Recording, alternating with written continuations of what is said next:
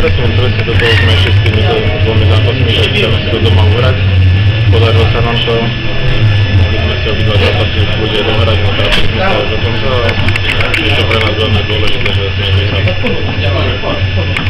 Ten dnešný zápas diametrálne odlišný od včerajšieho, z vašej strany, na druhej strane, v podstate ste nedali žiadnu šancu, keď ste oni vyhrali.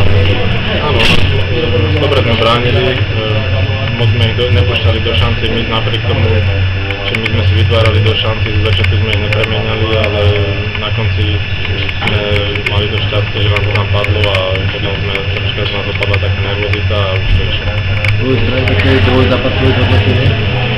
Ja si myslím, že môžem byť veľmi spokojný, čo sa týka tých dvoch zápasov, hlavne čo sa týka ofenzívy, dali sme to z golov a chceli by sme na tom stávať, ale play-off je o perfektnej obrane a budeme v tom pokračovať.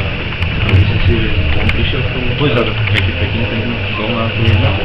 Ja si osobne myslím, že to bol dôležitý gól, pretože o dva góly už troška museli tú hru otvoriť a aby nás skorigovali a mali tam potom tie obrany, ktoré sme využili. Včerajšom výsledkom zápase animátor sveta podelili viacerí o tie góly, takže aj vám ostatní trošku sa dvíha na to ego?